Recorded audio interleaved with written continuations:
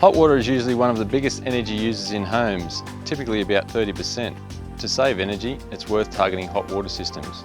Hot water systems must be installed by a licensed plumber in accordance with relevant plumbing regulations and Australian standards. The hot water system may be a condition of planning and building approval, so check compliance with the approved plans. The first priority is to use hot water efficiently. Shower heads should have a 3-star rating and taps at least 5-star. To minimise pipe lengths, hot water outlets and the water heater should be grouped as close together as possible. This reduces heat losses and water wastage.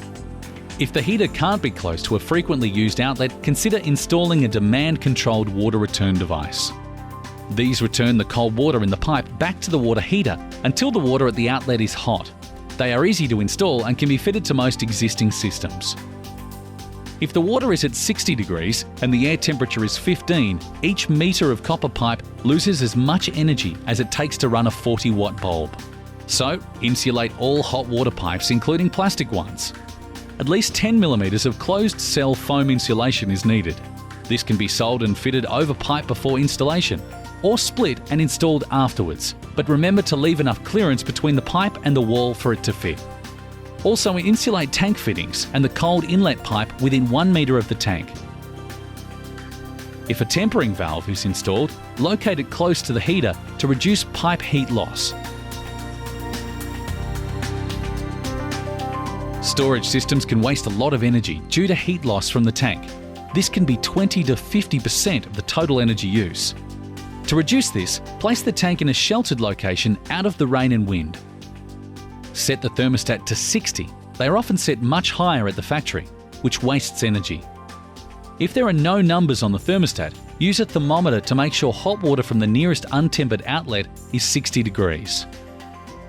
Storage systems can use electricity, gas, the sun, or a heat pump as the energy source. Electric storage systems are being phased out due to their high greenhouse gas emissions. Gas storage systems can either use natural gas or LPG.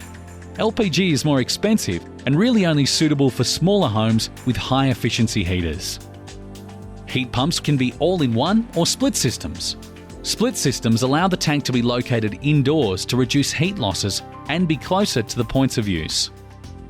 Leave adequate airflow around the condenser to ensure best performance. The warmer the heat source, the more efficient they are. So locate the condenser on the warmer side of the house, usually the north or west. Operate them on continuous or extended off-peak tariff.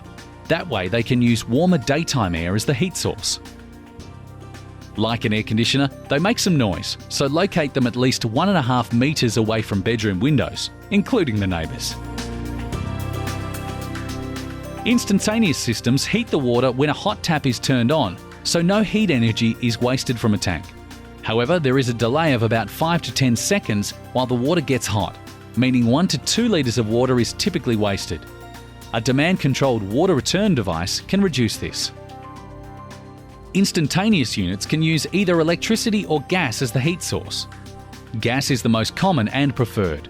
It has much lower greenhouse emissions and running costs. Choose one with the highest number of stars.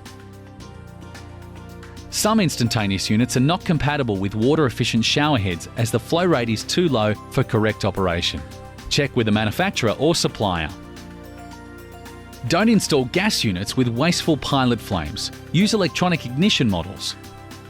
So to get the best out of a hot water system, reduce the water use with efficient fixtures and appliances, locate the system close to points of use and insulate the pipes, choose the most efficient system, choose the most appropriate system for the particular household. For more information and to download a fact sheet, go to tradesecrets.org.au.